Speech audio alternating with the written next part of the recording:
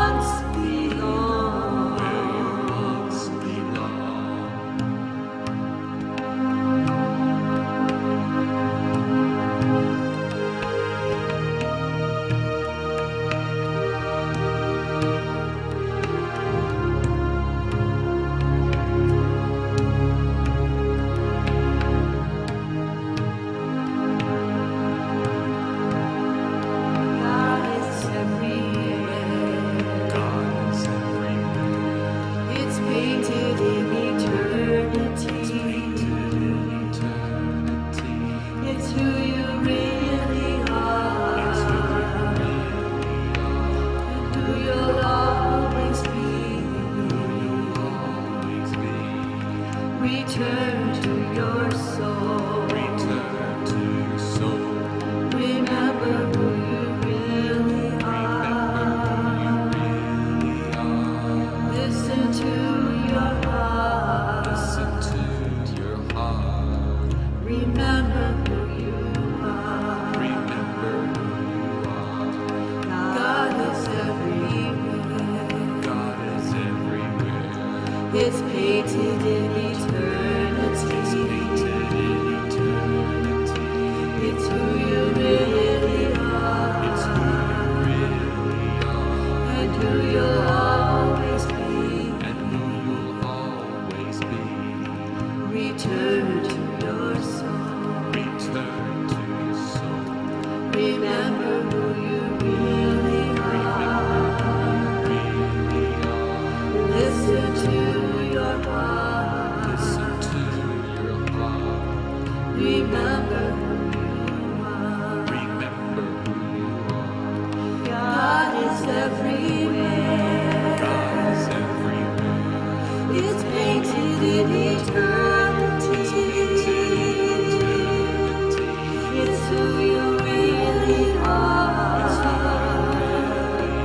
And who you'll always be. Always be. Return to your soul. Return to your soul. Remember who you really are. Listen to your heart. Listen to your heart. Remember who you are. Remember who you are.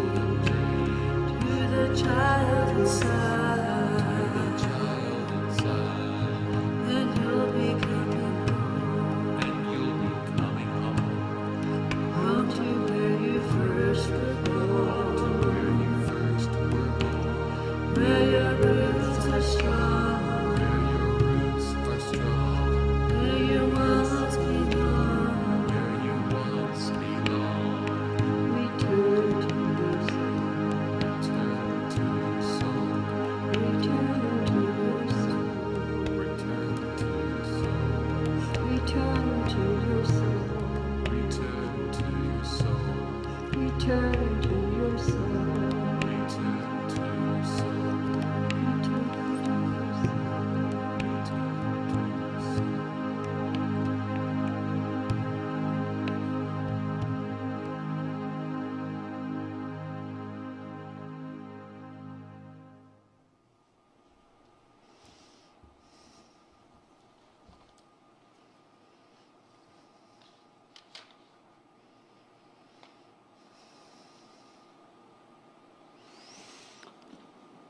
Good morning, everyone.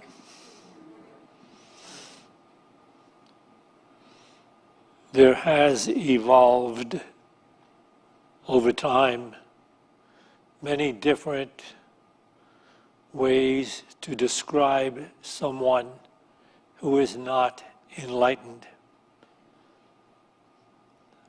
Such words as blind, lost, insane, unconscious. That's Eckhart Tolle's word, unconscious, asleep. And these are all references to the unawakened mind. In the story from the Bible that I'm about to share with you, the man is considered blind, but it is a metaphysical story. So from the start, you can begin to realize that it is a story that is universal in scope. It is not a story attempting to relate a specific historic event, although that's what it appears like to people who are not expanded enough to see that it is a universal story. So I will share that story with you now, actually just a portion of it, for it goes on for the entire chapter 9 in the Gospel of John. This is starting on chapter 9, verse 1. As he, Jesus, passed by, he saw a man blind from his birth. And his disciples asked him, Rabbi, who sinned, this man or his parents, that he was born blind? Jesus answered, it was not that this man sinned or his parents, that he was born blind. He was born blind in order to reveal the works of God. We must work the works of him who sent me while it is day. Night comes when no one can work. As long as I am in the world, I am the light of the world. As he said this, he spat on the ground and made clay of the spittle and anointed the man's eyes with the clay, saying to him, go wash in the pool of Siloam, which means sent. So he went and washed and came back seeing. The neighbors and those who had seen him before as a beggar said, is not this the man who used to sit and beg? Some said, it is not he, it is someone who looks like him. And the man said, no, it is I. Then they asked, how is it that your eyes were opened? He answered, the man called Jesus made clay and anointed my eyes and said to me, go to Siloam and wash. So I went and washed and received my sight. They said to him, where is he? He said, I do not know.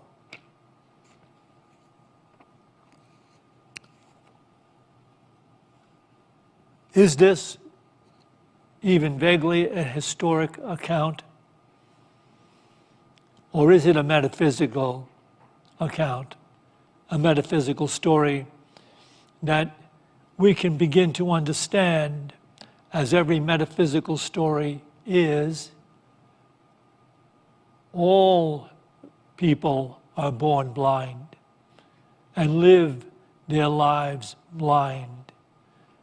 This is a story about all humankind who live in blindness and do not know really how to live effectively, harmoniously, beautifully, joyfully, lovingly.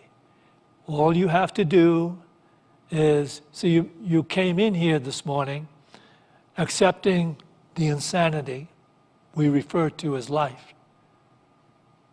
But you see, that's what it's talking about.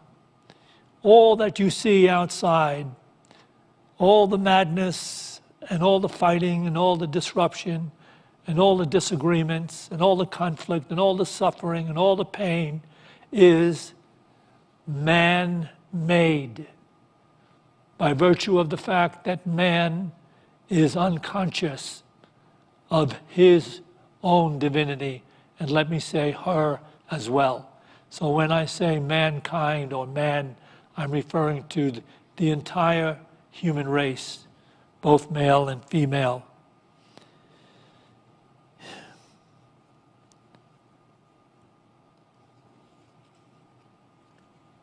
The man in the story is every man or every person. He was not born blind by virtue of punishment. You can see that the disciples say, was this man born blind because he sinned? How would a man born blind sin unless the disciples believed in past lives? In other words, did this man sin in past lives and therefore was born blind in this life? But Jesus discounts all of that. This man was not born blind because he sinned or his parents sinned, which was another belief held back then, that if the parents were sinners, then their offspring would pay a price for that. But Jesus discounts all that. Jesus says, this man was born blind that he might know the manifest works of God. And he's speaking about all mankind. We were not born knowing, not born enlightened. We were born to discover, to search, and to reveal to ourselves the soul of consciousness. What is the reality of man made in the image and likeness of God? So we go through life in our limited view of things because each person does not see but is blind. Blind by virtue of the fact that each of us sees through his own collection of concepts and beliefs. And therefore, each of us develops his or her point of view. And so what we are looking at when we look at the world, we're looking at people who are operating from different points of view and attempting to come together and bring about understanding, harmony, peace, healing, truth, wisdom, and enlightenment.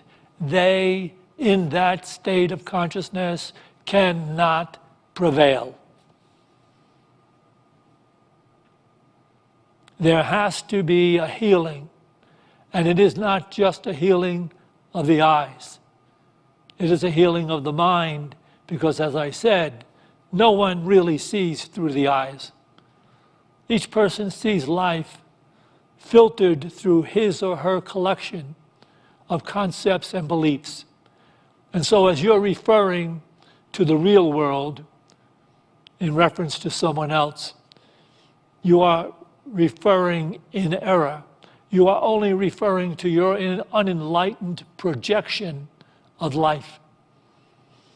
And only the masters who have mastered life, mastered their own mind, healed their consciousness, live in the same world of truth, love, beauty, peace, honor. So I guess, again, we're looking upon our calling. So, the truth of the matter is that we are here by virtue of divine appointment. We are said to have fallen from the Garden of Eden. That's another metaphysical allegory. That mankind fell from the Garden of Eden, or was cast out because he disobeyed God.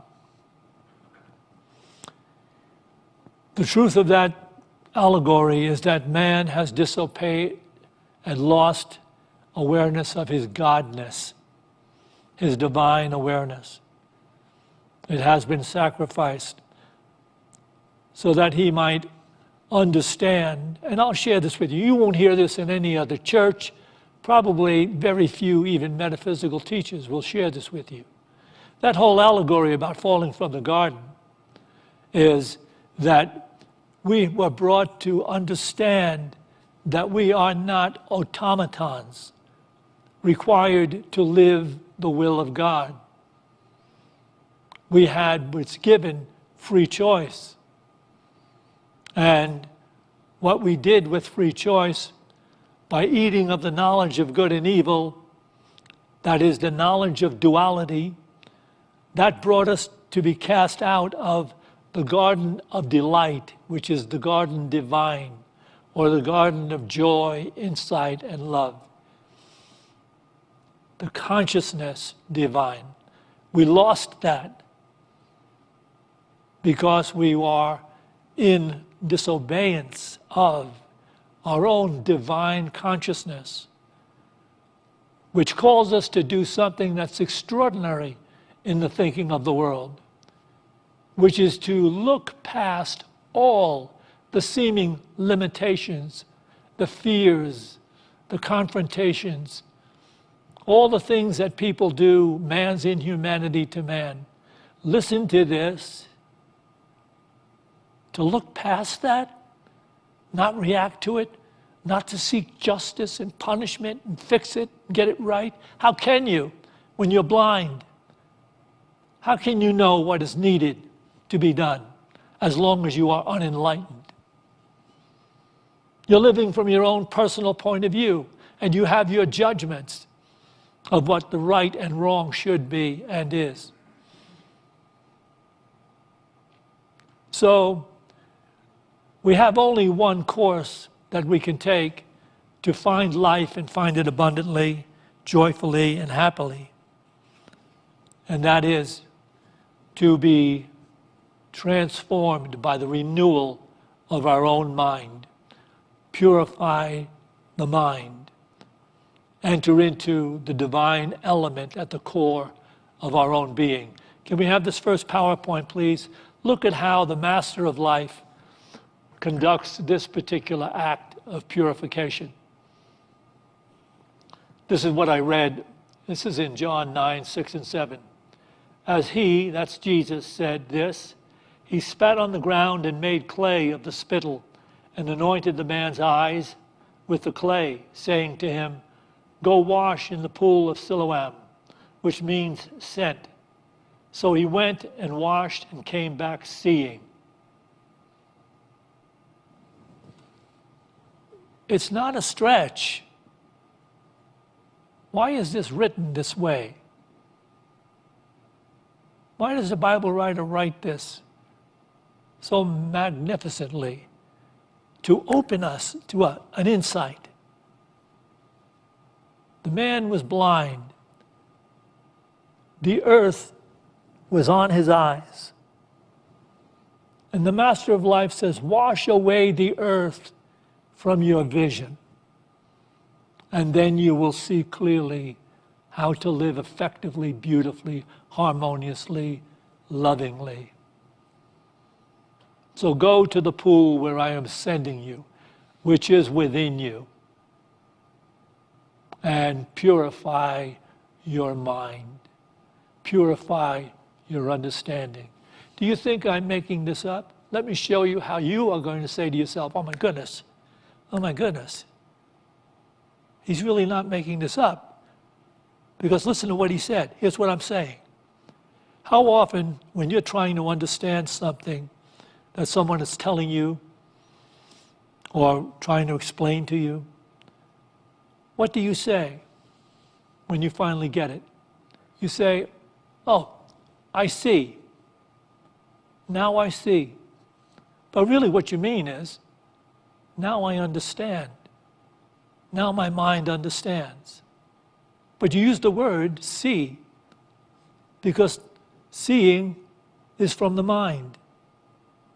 You see through the mind, and what you see is from the mind as it is there. Now I see. But you really mean now I understand. But you see, the two are interjected together. So we are talking about the purification of the mind so that one can see and see clearly how to live effectively. When I did a Bible class some time back, I had a young man say to me, and I was into this story, why would Jesus do something so gross to heal the blind man when in other people he did the laying on of hands or he spoke the healing word? And I could see that this was going to be a tough nut to crack. As I was explaining to him, if you don't get anything else out of this, when you ever read the New Testament, the Gospel of the New Testament, you have to understand that Jesus is used as a symbol of the Christ within everyone. And it's not just that the Christ in everyone was crucified, historically speaking, 2,000 years ago. The Christ is crucified in everyone as long as he continues to hold negative, limited, fear-driven thoughts about himself and others. That means you've got him on the cross, you're going to keep him on the cross, and the Christ is never going to come full through you. So when we talk and see Jesus in the Bible going through all of this, it's a story about the evolution of divine awareness. So whenever you see Jesus, you just should know this is simply a symbolic representation of the Christ. So the Christ is the one that heals the mind, and heals the mind by washing away, purifying the earth that you were born in, raised in, and conditioned to believe all the negative, limited, fear-driven thoughts which are based in the illusion of separation. Your parents were never wise enough. Your school teachers were never wise enough. Your peers were never wise enough to let you know that it is this projection of separation that is the underlying sin of all sins. Without the projection of separation, no one would carry on angry, negative feelings toward another, knowing that there is no other. There is only self. No one would poison the rivers with its pollution, knowing that those rivers are the life of the one self we share, which is Christ.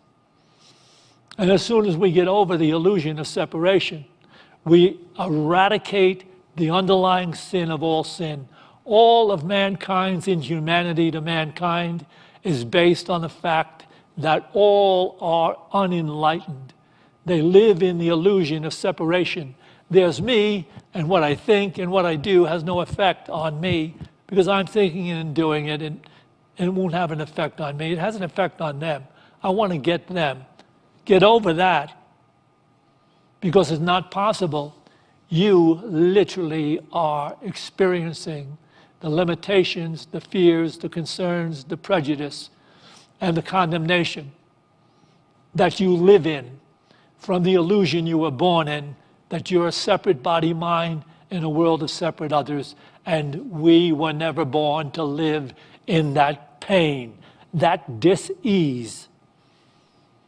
We inherited it down through the ages. And it's even gotten worse now in the Western society. The materialism and the distractions are so grand, we hardly take time to be introspective enough to know how we are still responsible for our own unhappiness.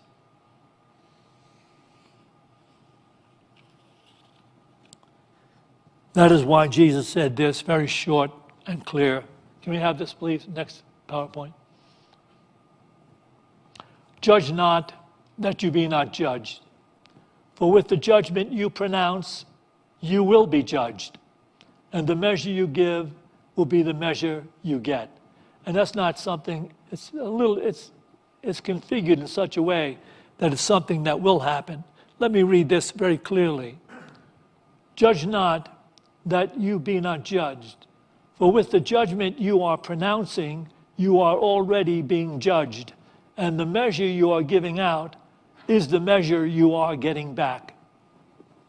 If you don't like your life, you have to take your own awareness to task to discover how to live effectively, beautifully, without all the striving and all the strain and all the fear about what's going to happen tomorrow. But look at how A Course in Miracles speaks to this absolutely. And you can't get away from it because it's on every page in A Course in Miracles. Can we have this next PowerPoint, please? You can read this in the old text, page 187, or the new edition, 202. If your brothers and sisters are part of you, and you blame them for your deprivation, you are blaming yourself. And you cannot blame yourself without blaming them. That is why blame must be undone and seen elsewhere, and not seen elsewhere. Lay it to yourself, and you cannot know yourself. For only the ego blames at all. Self-blame is therefore ego identification, and as much an ego defense as blaming others. You cannot enter God's presence if you attack his Son. Can we have this back again, please? If you didn't have anything else, you don't even need to read the whole Course in Miracles. All you need is this paragraph right here. If your brothers and sisters are part of you and you blame them for your deprivation, you are blaming yourself. And you cannot blame yourself without blaming them. That is why blame must be undone, not seen elsewhere. Lay it to yourself, and you cannot know yourself. For only the ego blames it all, and only the ego is the illusionary definition of self, that I'm a separate body mind, very special unto myself. And my thoughts do not return to me if I decide that I want to condemn or blame. But in fact, you can't even escape them. That is why blame must be undone, not seen elsewhere. Lay it to yourself, and you cannot know yourself, for only the illusionary idea of self blames it all. Self-blame is therefore ego identification, and as much an ego defense as blaming others. You cannot enter God's presence if you attack his Son, who is everything. Because God's presence is knowing there is only one self, of which we are all a part, and it is all sacred, worthy of our respect, our consideration, our help, our blessings, and our love. It's all sacred. How would you like to wake up tomorrow morning and all of a sudden you saw everything was sacred, was God, was beautiful, was there by its own purpose and volition, moving forward toward its own awakening in the presence of God as love.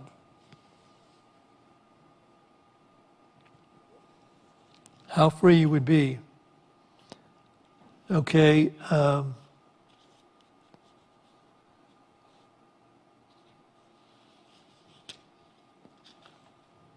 Let me put it this way. Any mind blind to the reality of our shared one self cannot enter God's consciousness.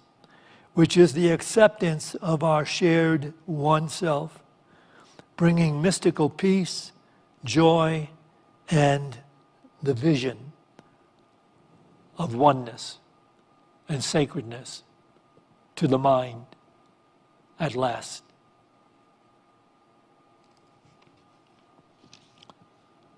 So we are going to meditate, which is one of the spiritual practices we use to allow the mind, with its incessant grabbing, to make the future better. All the thinking that we go through in the illusion is trying to figure out how we can find fulfillment. And we're always thinking about how we'll make life work better and create a better future than the one we have. But you look at people that seemingly have everything that the world could offer, and they are insane as well because they never became enlightened. Their greed is a testimony to their unhappiness, forever trying to fill a God-shaped vacuum within them with things that will never have the shape, the divine beauty, or the sacredness of God. So as we meditate, you can just listen to the bowls. This is about relaxing the mind. Don't try to force all this thinking out of your mind. It'll slowly relax. That's all you need, is enough of that. Letting the mind relax. And as we do that, you become willing to be sitting here. More and more willing to be sitting here. Accepting the peace of just sitting here, doing nothing, not accomplishing anything, allowing the moment to be whatever it is. Allowing the moment to be whatever it is. And then we'll have a period of silence after we relax in the beautiful tones of the bowls. We'll have a period of silence. If you don't have a particular meditation technique, you might want to just use this idea as a mantra. That is, just bring your mind gently into the awareness of this idea. I am the one true self, the one in all, the all in one. I am in you, you are in me. I am the truth that will make you free. I am the one true self. I am the one in all. I am the all in one. I am in you. You are in me. I am the truth that will make you free.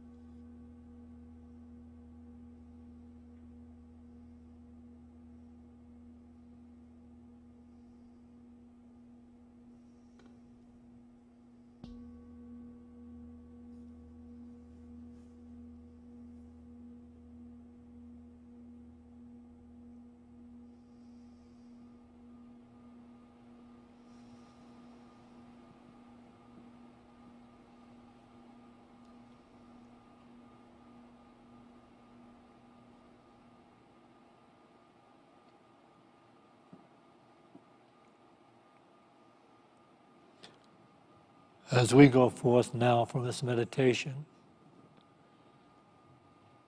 to those places we occupy in time and space, let us go forth with a greater determination to be awake in the process of living, so that we can pause whenever we recognize negative thoughts or feelings rising, and we can dismiss them for the purpose of mystical peace and joy. For this opportunity in every moment, let us have gratitude. And to this, let us say, Amen.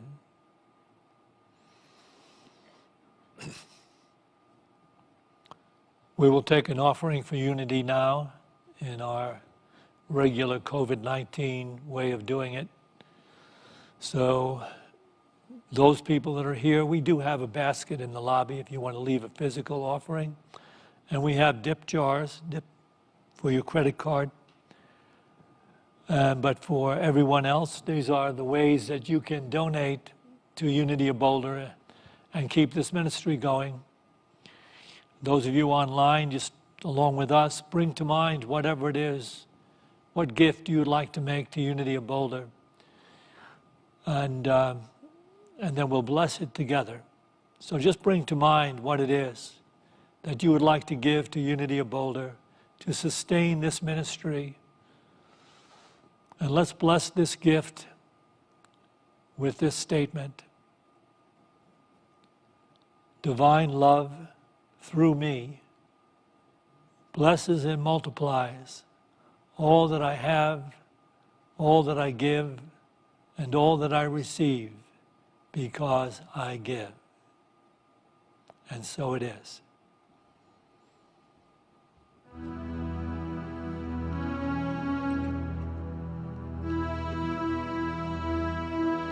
Help me see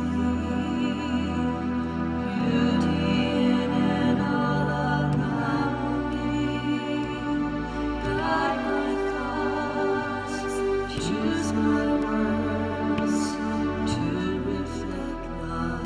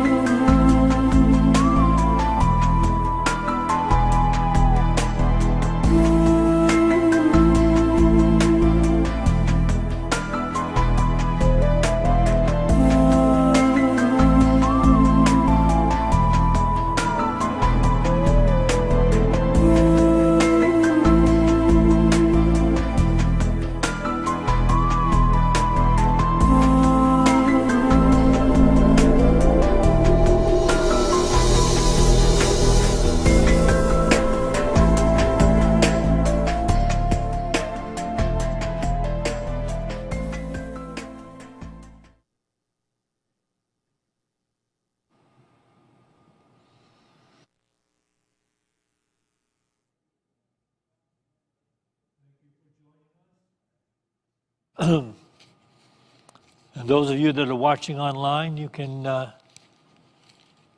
attend, you know. We have purified this sanctuary with special EG lights that use ozone to clear the atmosphere. Everything is wiped down. Just wear a mask. You have nothing to fear coming here in person. So maybe we'll see you next week. Stay tuned for Sentitious service at 11 o'clock.